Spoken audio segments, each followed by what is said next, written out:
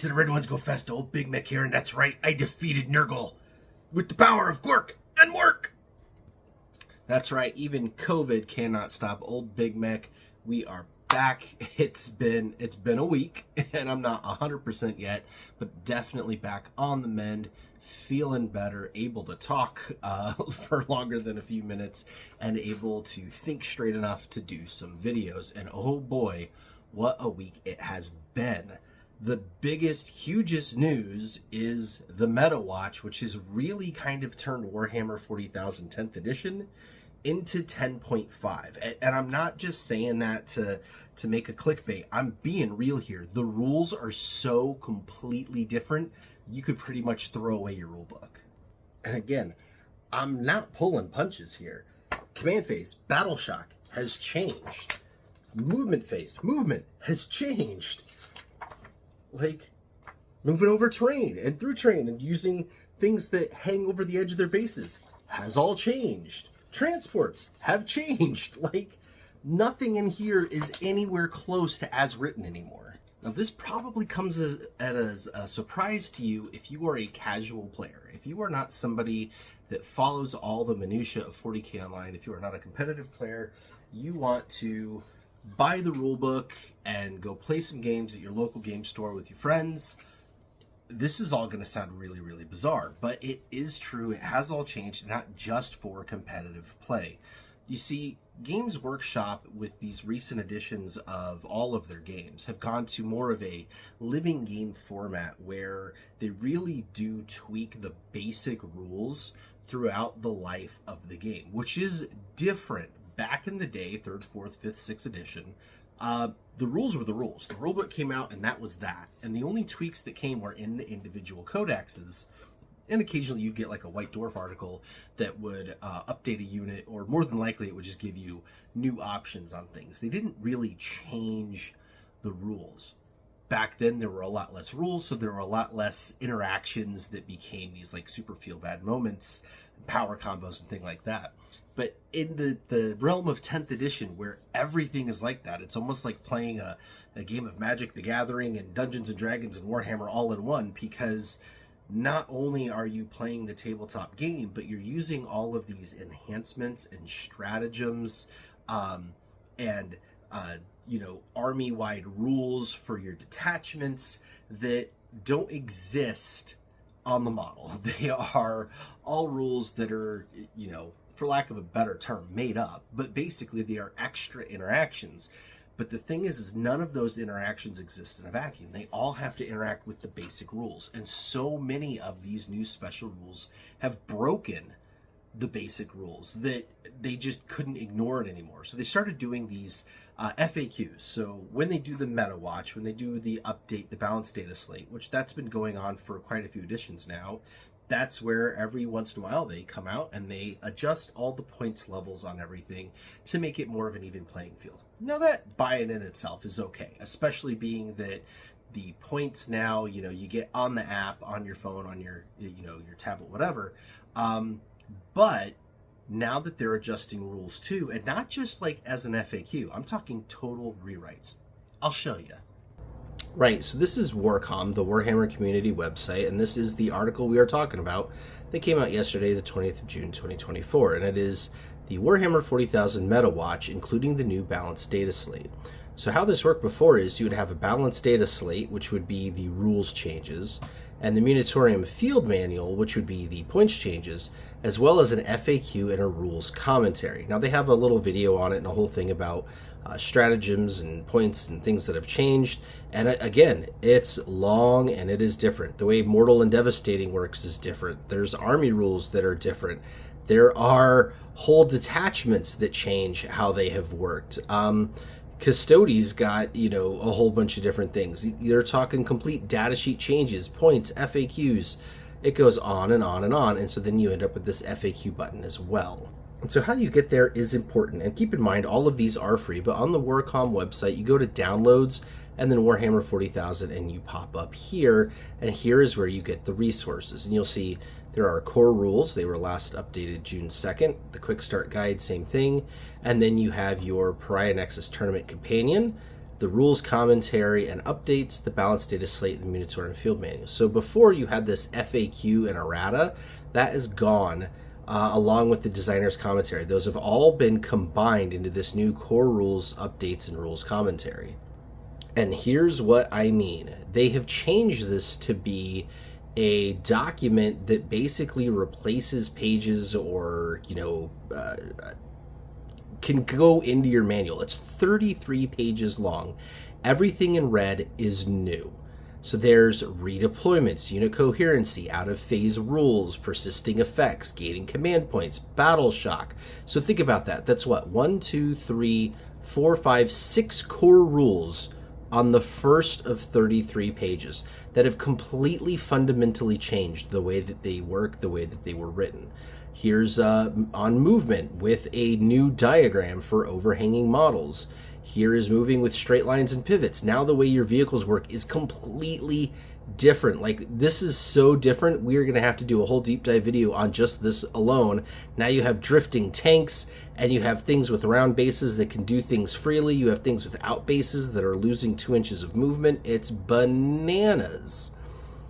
Especially considering in this particular example, they have multiple pivots on this tank, so it ends up facing the same direction, which is literally the exact same thing they did here without the pivoting. There's no reason why this example can't also be this, moved in this way. So even their own rules errata is not getting things correct. Again, more diagrams. Here's firing deck has changed, shooting phase, mortal wounds, indirect fire, hazardous. The way that works is different. Extra attacks, devastating wounds, all the different profiles and weapons, your modifiers. Things can't be modified to less than 1 or better than 1+. Leaders and how the characters attach. All of the stratagems. Your command rerolled grenade is completely different. Tank shock is different. Rapid ingress, fire overwatch, heroic intervention. And then you have things that interact with this too, like your characters being inside transports totally screws up what they can do, like calling a WOG and getting the benefits from it as a war boss. Overwatch now doesn't work on Titanic units, so goodbye having a Stampa be able to overwatch. That makes sense. Anyways, then you get into your FAQs. They have general, timing, sequencing, out of phase, positioning, transports, reserves, command phase, fight phase. It just goes on and on and on. And then here's the rules commentary added in here. And again, everything in red is new. So this rules commentary that they first came out with, they've had to change it so much. They really want you to just insert this into the rule book as additional pages. There are now more pages of FAQs, erratas, and rules commentary than there are of the original rules for 10th edition. That is just how much change we have gotten. Like I said, it's so in-depth, it just keeps going. So you really need to study all of this to figure out how it works so that you can play the game correctly. Because if you're playing how it is in the rule book, you are definitely not playing the same game anymore. And remember, that's not the only document. There's the actual balanced data slate. It changed the core rules on stratagems and how stratagems work. Then you have all your faction rules. Look at all the changes to Adeptus Mechanicus here. All of these data sheets have changed. So if you've got index data cards, if you've got anything like that, actually, I suppose their codex came out. So if you have the codex data cards, throw them all away. They're all trash because all of these data cards are different. Eldari changes. Astra Militarum got huge changes to how they work. It's just crazy how much they have touched in not just the game, but every single army as well. But wait, there's more. Then you have the Munitorium Field Manual, and this has all of the points changes. Now, I do like that they have red when points go up, green when points go down, and this is new orange for showing that something within a section has both an increase and a decrease. So for example, here on the Adeptus Sororitas, the Army of Faith, the Blade of St. Eleanor enhancement went up, but the Litanies of Faith went down. So that's kind of cool. Here's your green showing down on the Custodes. Mechanicus has a bunch of red. Eldari has a little bit of a mixed bag. But yeah, every army just about got touched in this as well. And so you need this document too. let's go over this. This is the 10th edition rulebook. This is the Leviathan edition. This is the core rules here in the black, right? And they separate it out into its own thing. So this does not include Combat Patrol, Crusade, the forces, the index themselves. This is literally just the core rules to play the game. There are 60 pages of core rules in the 10th edition rulebook.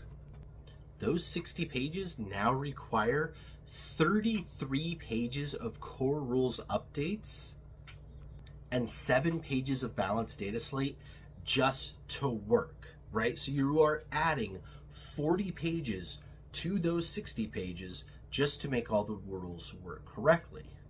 And then you're not even done, because you need 34 pages of Munitorium Field Manual in order to have the points cost correct for everything that is out there. Now, obviously, you don't need all 34 points of the Field Manual. You can just use the section that is your particular army. But still, you are talking 74 pages of additional documents to go with the 60 pages in the rulebook, plus however many pages your codex is to play this game. For example, in the Orc Codex, there are 59 pages of core rules just for the army. Again, not including Combat Patrol, not including Crusade, just the basic rules and data sheets in order to play this army is an additional 59 pages. Compare that to like the 3rd edition Codex here. This whole Codex isn't 59 pages long. In fact, there are only 21 pages of rules in the whole Codex. Now, obviously, we have more units now, more data sheets. They're going to take up more room, but there's also way more rules for the army itself. There was only one detachment, one way to play every army for almost the entirety of 40K. Now you have 6 detachments in that codex. Some have 4, some have more, and each one of those detachments has their own special rules. You now have all of these enhancements that never existed. You have all of these stratagems that never existed. So it's not just, oh, hey, there's more stuff, physical miniatures that need more rules. It's just more rules. It's rules bloat.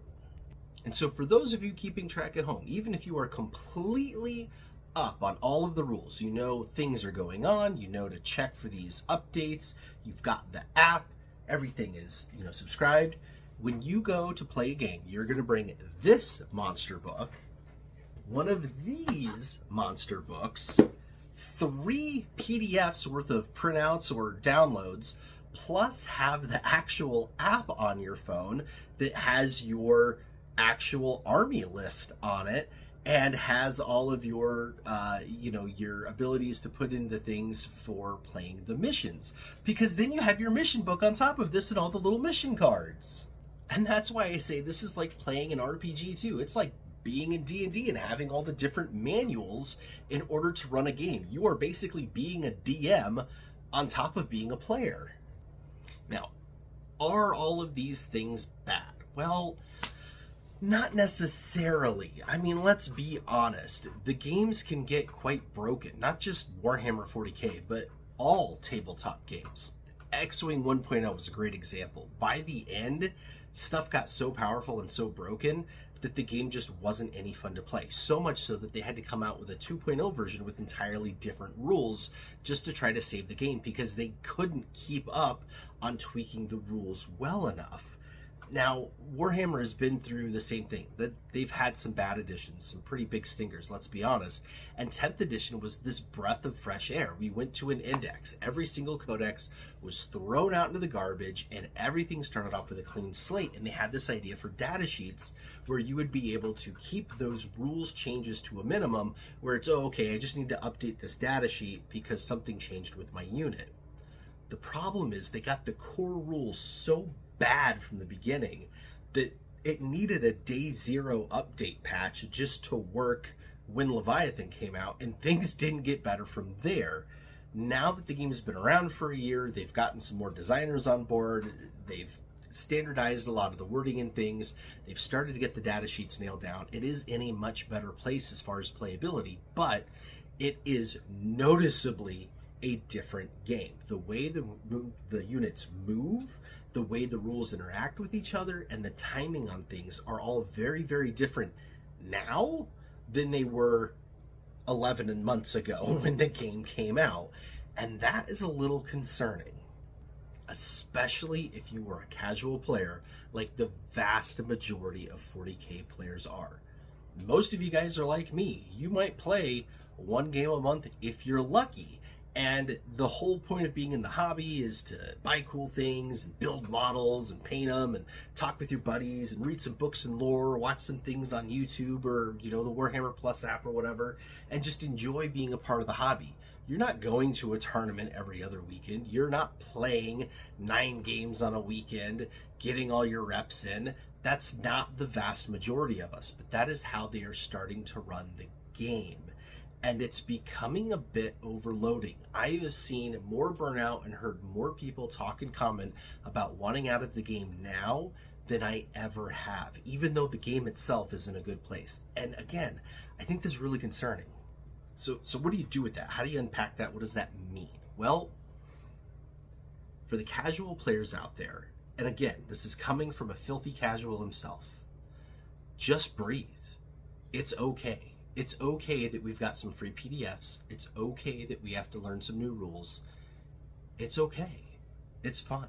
And if you don't like the rules, talk with your buddies. Talk with the people that you game with. Do some house rules. Even if it's not part of these new updates. There's one rule in particular that I really don't like, and that's the when your unit, your vehicle dies, you have to roll the d6 to see if it explodes. Orc vehicles should just always explode, and so I always try to house rule with anyone I play with that they just auto explode, and we're going to pay the CP to see where they careen to because it's more thematic. You can house rule anything you want. Heck, you can house rule a whole edition. You don't have to play this edition. You could play this one if you want, or any of the other ones. You could play one-page rules. It doesn't matter what rules version you're using, as long as you and your opponent agree on it and you guys have a good time. So don't fret so much. Now, that being said, if you do want to play it the right way, if you do want to enter a tournament, whether it's friendly local game store one or a grand tournament like the upcoming Tacoma Open, it's not that bad to read these and figure it out. Okay, you just got to sit down and do it. It's part of the competitive scene, but it's fine. They really are getting better. The game now with these updates is better than it was when it came out. 100%. Is every rule perfect? No. Do I like every decision? Absolutely not. Does that mean that everything is bad and you shouldn't play it? Not even slightly. It is absolutely still worth playing. It is absolutely worth knowing the correct rules. It is absolutely worth going and playing competitively if that's what brings you joy in this hobby.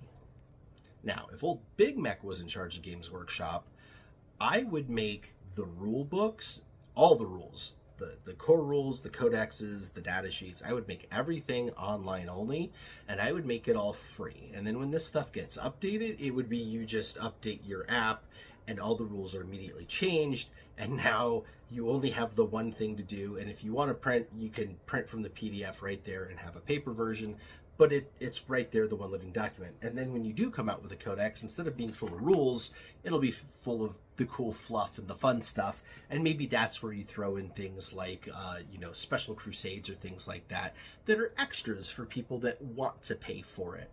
But really the rules themselves should be free, should be online, should be accessible in one place on one document, like how the index was when 10th edition first launched. That was the coolest thing about it. But with that change happening, am I going to quit 40K? Absolutely not. Am I going to not play competitively? Well, not any less than I already play, which is pretty much zero.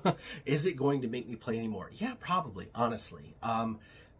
As much as I just yammered on about how much stuff it is extra, they did take these 3 extra documents and squish them into one. And again, the whole the Munitorium Field Guide, you really do only need the page or pages that is your actual army. If I'm playing orcs in a tournament, I don't need to know the points cost for anything else. That's my opponent's job. So there is a whole lot of trimming down you can do. And again, if you subscribe to the Warhammer Plus thing, you've got access on the app to all of these rules. It's already updated. That part is really nice. So it's not all bad. It's gonna be just fine. Give it a chance. All right, I think I've yammered on enough about all of this. I got the point across. If you got any comments or anything like that, throw them down in the description below. I'd love to have a discussion about it. As far as each individual rule themselves, again, it's so much you kind of have to digest it. We're still trying to figure out how some of them interact. There's definitely already some that are broken, and I'm going to be breaking those down more in additional videos coming soon. So if you want to see any of that, definitely click subscribe so that you don't miss any videos. There are also a number of other channels that cover these kind of things in depth, including Auspex Tactics, who's done a couple of hour-plus long videos already on multiple of these rule changes. Highly recommend giving him a watch. And then there are faction-specific ones like WoG Tactics. Fantastic resource for the orc player who goes over all of these rules changes. $1 Billion Clown Farm, another one you should watch. I will definitely be linking a lot of these channels, both in this description and on our Discord server, which, by the way, is completely free. If you're looking for somewhere to go talk about 40k, orcs or not, you should definitely click the button and go join it. Again, completely free. It's not tied into Patreon or anything else like that. Now, if you do want to support me on Patreon, all that information is down there as well, as well as info on where you can get your Red Squid gear and other things like that. All right, that's enough for right now. I got lots more work to do. I got to catch up on a whole bunch of things from my week-long battle with Nurgle, get back to being Gorkin and Morkin, and you know what time it is. WoG on!